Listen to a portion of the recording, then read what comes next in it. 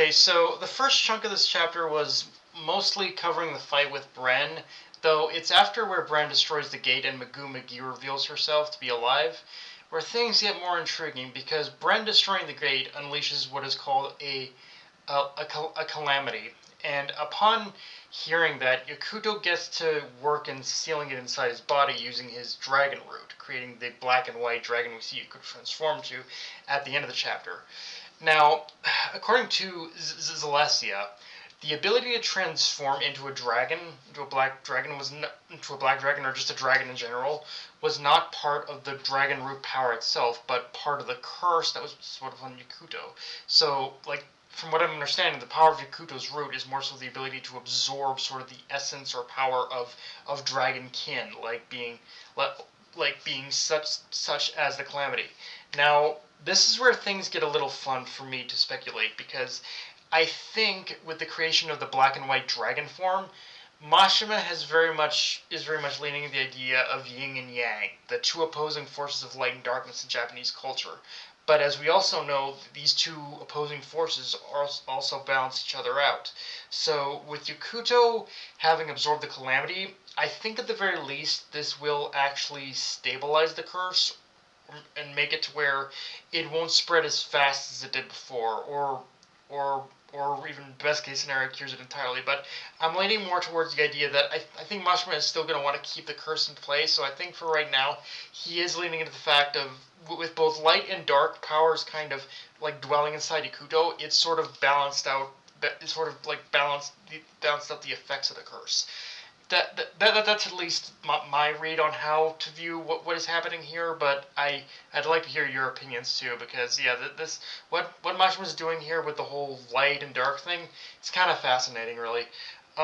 With that said, though, I'm curious what the consequences in the aftermath of this fight will be, because realistically, let's be honest, Bren isn't getting out of this alive. So once he's dead, I'm curious how quickly the plot is going to start ramping up, because with someone as powerful as the vice principal of Dead Rock out of the way, that would conceivably be an excuse for God to declare an all-out war on Class F, but especially Yakuto. Like, there's only so many ways I can think for Mashima to slow the brakes on the plot beyond this point, and most of it is in regards to the God's root book. But even in that context, it feels like there's going to be a lot of in between interference. Like just something tells me after Bren's dead, God is gonna go on the offensive because Bren is.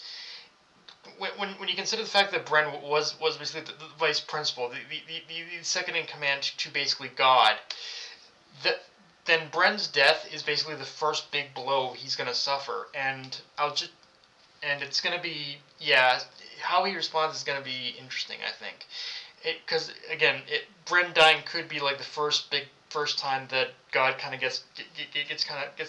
gets knocked for a loop in a way, and and with that said, I'll just get this out of the way now. I'm gonna need Honey to stop fucking around and find a way to get stronger, because the running gag of him getting broken in this chapter really annoyed me. And I know it's like Mashima's way of injecting some humor into the story, but it also draws attention to the problem that, yeah, he is kind of the weakest of the crew at this point, and he really needs to find a way in order to get stronger. Like, the Honey, I don't know how you do it, but you need to find a way to get a lot more stronger than you are, because the fact that you keep getting broken like this, it's already kind of growing a little tiring. I'm just saying, just do something, anything you need to do, but just get stronger, my guy. I'm sorry, but that's how it is for me. And yeah, outside of that, I'm curious what Magoo McGee can offer to the story now, because just after just from Zalessia's reaction to seeing her, like that to me confirms like a master-student relationship. That Magoo McGee was the one who taught Zalessia everything she knew. So I just really want to learn a bit more about her, if at all possible, and just see some of the interactions between Zalessia and Magoo McGee, because I think there's some fun reactions you can get there if they are master and apprentice.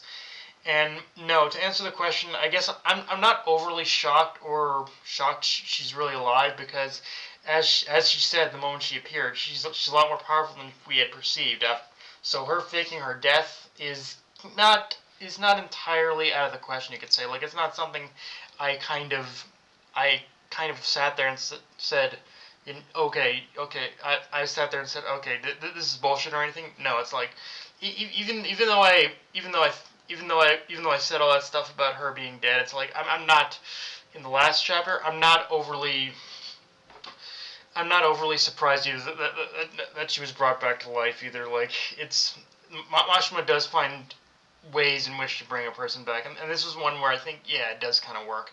But yeah, guys, that's pretty much all I got for this review. If you enjoyed the video, like, comment, subscribe, follow me on Twitter, analyst Crunchyroll, be sure notification bell, hit the subscribe button, and just share the video around, guys.